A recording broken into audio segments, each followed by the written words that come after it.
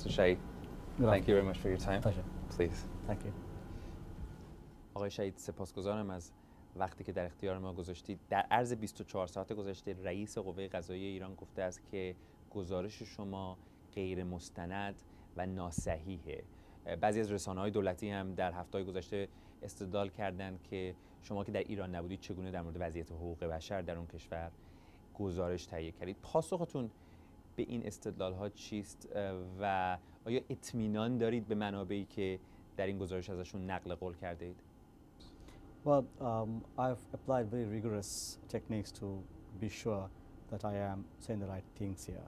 I have cross-checked all the material I caught, cross-checked them for consistency against others who can corroborate what's been said, and of course going through a very rigorous sifting system before I came up to that. I have had to discard some because they did not meet standards I've set for judging the veracity of what's been said. And I really went to great pains to ensure that what I catalogued there actually actual cases that stand up to scrutiny. The idea being to set up an agenda with the authorities of Iran for me to engage with in a dialogue. And I'm surprised that these reactions are coming so late, because I shared a copy of the draft with the Iranian authorities on 2nd of September.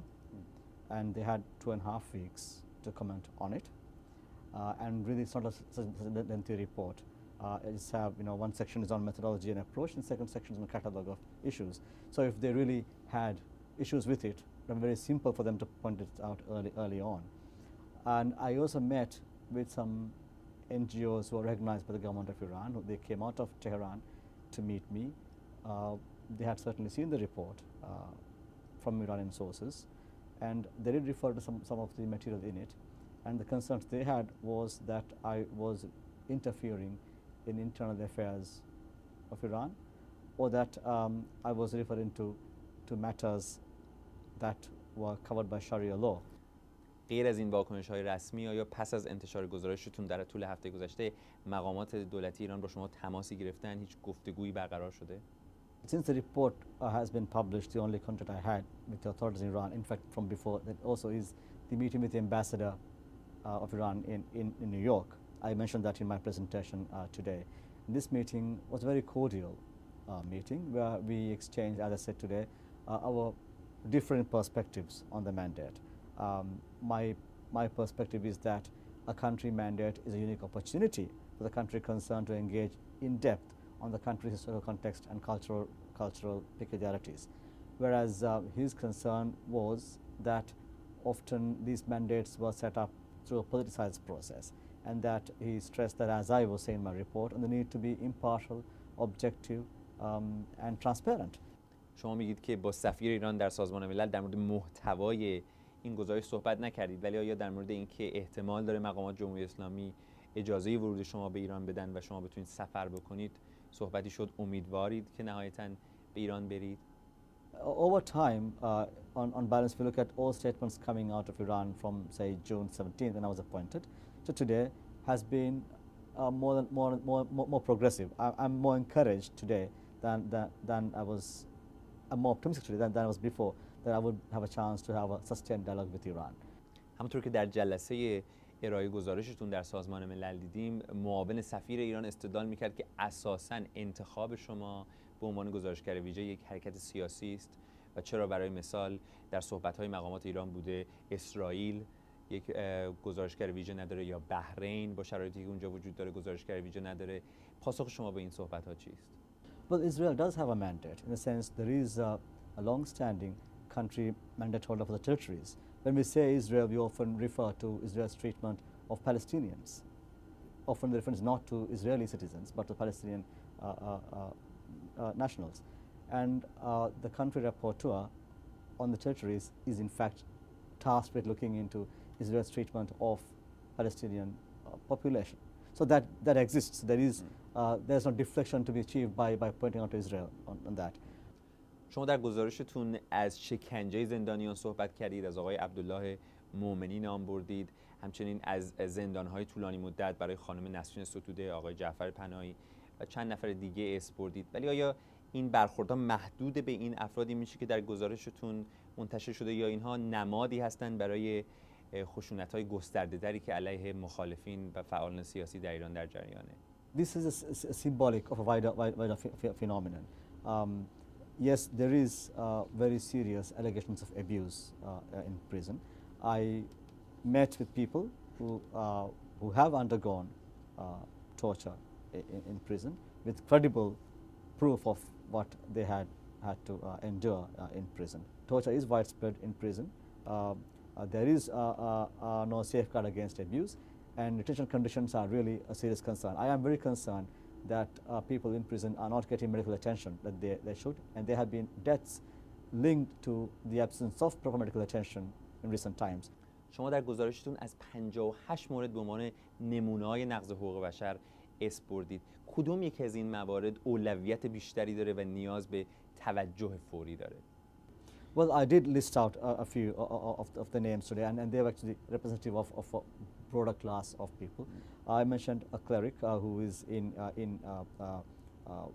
very serious medical condition, and I think he is a priority that needs to be attended to. If you look at the political leaders, the Green Movement leaders, Mr. Musavi and Mr. Karubi, again, they are signal cases that need to be attended to. بسیار از کسانی که در سالهای گذشته زندان بودن یا خانواده کسانی که جانشون رو از دست دادن خیلی خوشبین نیستن که دولت ایران با شما همکاری کنه. اگر پیشبینی اونها درست از آب در بیاد و مقامات جمهوری اسلامی شما رو به ایران هم اساساً راه ندن، چه تبعات و پیامدهایی میتونه این داشته باشه برای دولت ایران در سازمان ملل؟ I will not rush in to get down that line so quickly. Iran does care. Iran does care about the world thinks of it. Iran does care what other countries think of it. Iran, unlike North Korea, seeks election to UN offices. In fact, was running for the Human Rights Council just a year back. And Iran therefore likes to be in the ballpark, be the team on the pitch. So therefore it does care. It is important to the government in Iran what is said about it. در گزارشتون شما خیلی به محدودیت‌های دسترسی به رسانه‌ها در ایران صحبتی نکردید. برای مثال وبسایت BBC فارسی سالهاست که فیلتر هست، برنامه‌های تلویزیونیش با اخلال روبرو میشه توسط پارازیت‌هایی که فرستاده میشه. چقدر بخشی از شرح وظایفتون میدونید که به این محدودیت‌ها بپردازید؟ Yes, it is. I am concerned about the squelching of space for information coming out of Iran. What the redeeming feature now about Iran is the fact that there is information available about what's going on in Iran. Itself, the government has published many information about what it does, and there is ability yet of something to come out. But there appears to be increasing trend of shutting the avenue. That's a matter of concern to me, and I shall, of course, be dealing with that in my next report. تعداد زیادی نامه از درون ایران به شما نوشته شده. چند نمونهش از پشت میله‌های زندان. آقای شهید، این افراد به عنوان آخرین پناه به شما نگاه میکنند. آیا امیدی برای اینکه وضعیتشون یه روزی بهبود پیدا کنه هست؟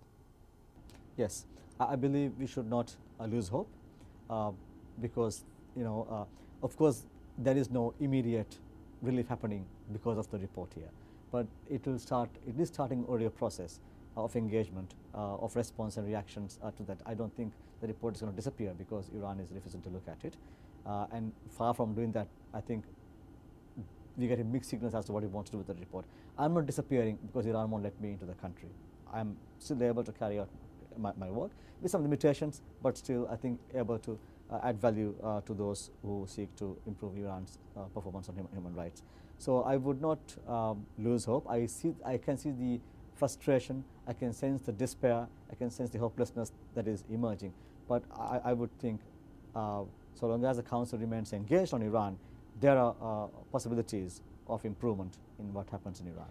شما قطعاً پیش از اینکه این مسئولیت رو بپذیرید یک تصویری از شرایط حقوق بشر در ایران داشتید. آیا این تجربه چند ماه گذشته این تصویر رو متحول کرده؟ آیا وضع بهتر از انتظارتون بوده یا بدتر؟ Well, I have to bring a very professional approach to my work. I have to be objective in what I do. But having said that, yes, when I see witnesses who's gone through very, who's endured torture, it's always shocking. And yes, I am more concerned now than I was before about the gravity of situation that is in Iran, about the need for urgent action to address issues, and really sometimes it does depress that people may have to endure conditions as some are enduring in Iran at the moment.